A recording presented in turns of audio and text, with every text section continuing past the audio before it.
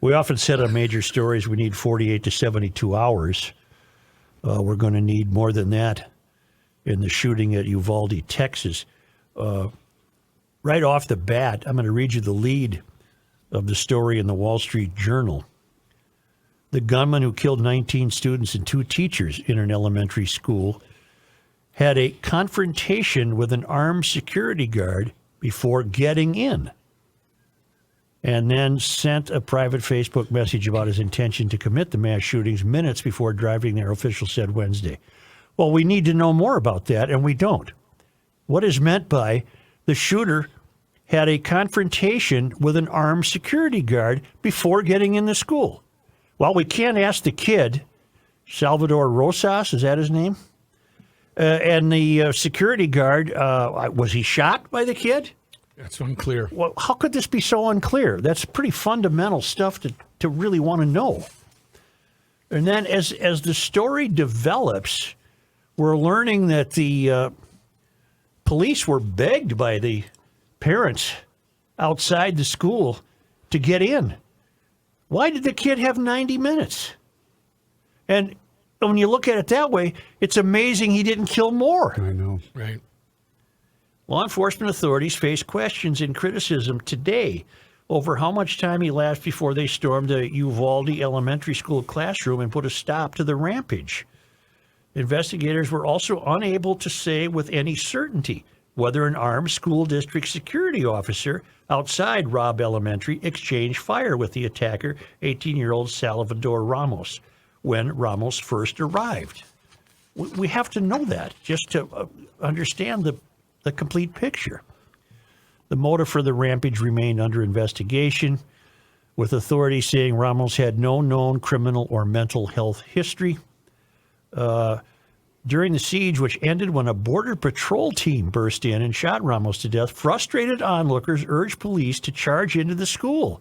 Go in there, women shouted at the officer soon after the attack began, said Juan Carranza, 24, who watched the scene from outside his house across the street.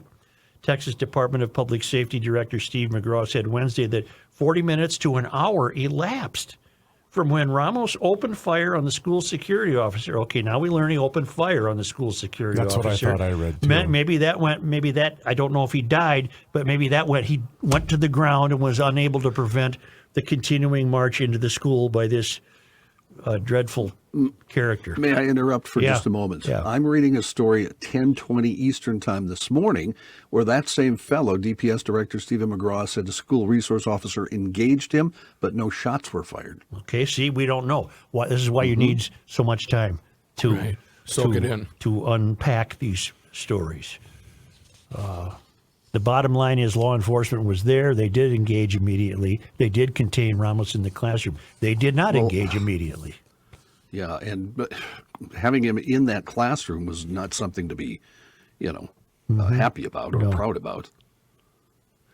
A department spokeswoman, Homeland Security, said later that authorities could not give a solid estimate of how long the gunman was in the school. A law enforcement official said Border Patrol agents had trouble breaching the classroom door and had to get a staff member to open the room with a key. The official spoke on the condition of anonymity because he was not authorized to talk publicly. Javier Cazares, whose fourth-grade daughter Jacqueline Cazares was killed in the attack, said he raced to the school when he heard about the shooting, arriving while police were still gathered outside. Upset the police were not moving in, he raised the idea of charging into the school with several other bystanders. Let's just rush in because these cops aren't doing anything like they are supposed to, he said. More could have been done. They were unprepared, he answered. Carranza had watched as Ramos crashed his truck into a ditch outside the school, grabbed his AR-15 style semi-automatic rifle, and shot at 2 people outside a funeral home who ran away uninjured. After entering the school, Ramos barricaded himself in a classroom and began to kill. Carranza said the officer should have entered the school sooner. There were more of them. There was just one of him, he said. I don't know how to speak for the police. I don't know what their rationale was. Wait for a key?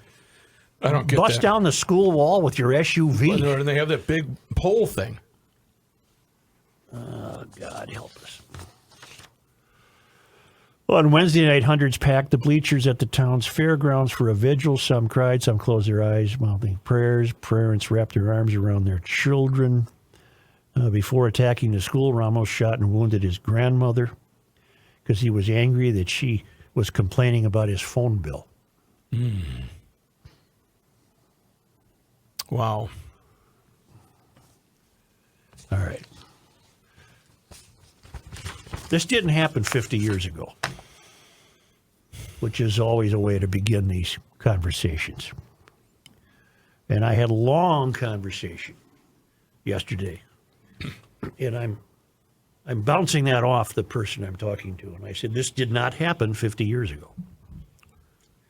And the retort that I received was a common one when you go down that road.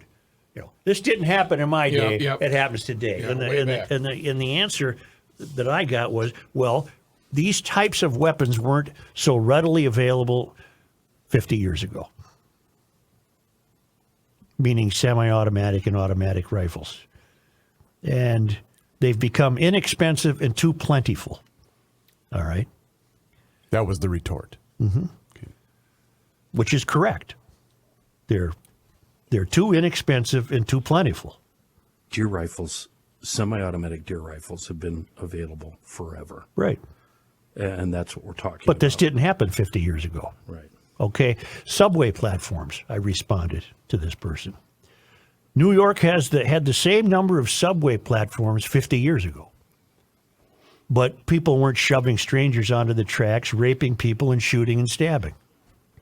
That didn't happen on a subway platform 50 years ago. And if it did, it was tremendously infrequent. Mm-hmm. So what's happened? Well, exactly what we've been talking about at the University of Garage Logic. The decay of moral and ethical integrity and spiritual integrity in this country is so profound that we need a new tool to fight this. And I'm going to give an answer that many GLers will not like, but I don't give a bleep if they don't like it or they don't. This isn't going to end. I was going to say, my next question, is this going to get progressively Another worse? school district in Texas had to cancel today because of a threat involving a so-called assault weapon. This will happen again and again and again because this society has no grip on the decline of moral and ethical integrity. Many reasons: the failed academy, poor parenting, stupidity, lack of faith. This society we live in, and we've just discussed it, and we've all admitted we don't enjoy discussing it. It's a shambles. You know, 50 years ago, you didn't shoot some fast food worker because she got your French fry order wrong. True.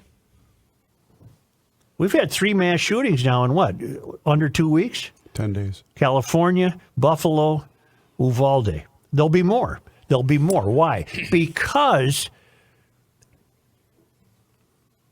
these people with no morality, and I'm tired of hearing about mental illness. That's an insult to people who struggle with mental illness and don't shoot people. Right. You can have mental illness and not kill people. There'll be more of these because there's no moral foundation for much of Americans' behavior. So what's the answer?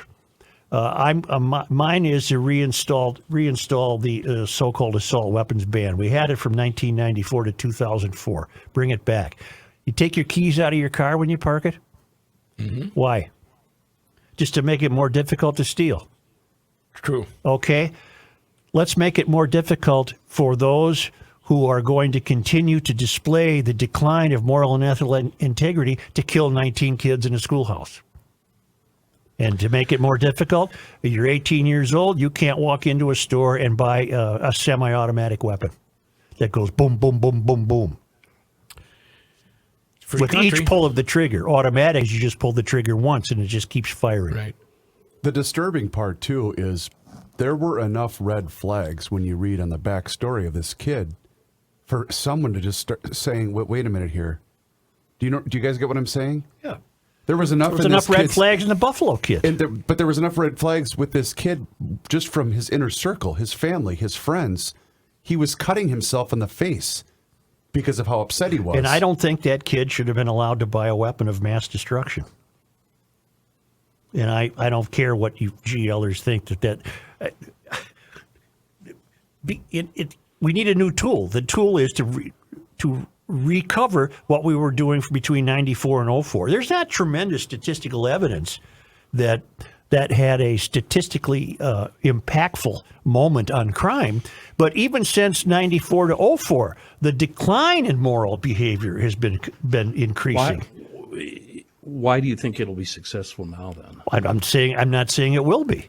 I'm you- saying you that's what just- should be done. Yeah. I'm saying that's what should be done. Because it's, and I don't want to put words in your mouth, but because there's too much of the population that simply can't be trusted. That's exactly it. That's exactly it.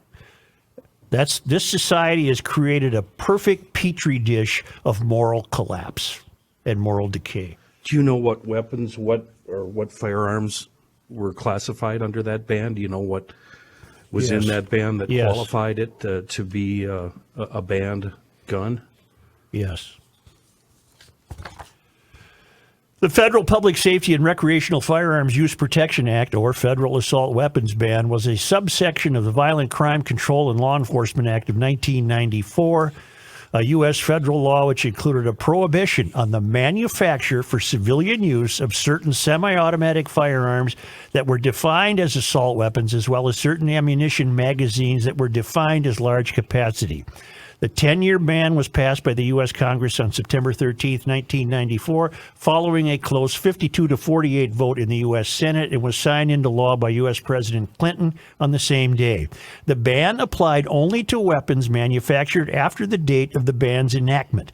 It expired on September 13, 2004, in accordance with its sunset provision. Several constitutional challenges were filed against provisions of the ban, but all were rejected by the courts. There were multiple attempts to renew the ban, but none successful. A 2019 DiMaggio et al. Study looked at mass shooting data for 1981 to 2017 and found that mass shooting fatalities were 70% less likely to occur during the 94 to 04 federal ban period. I guess that is significant. Efforts to create restrictions on assault weapons at the federal government level intensified in 1989 after the shooting of a teacher and 34 children, 5 of whom died in Stockton, California, with a semi-automatic Kalashnikov pattern rifle.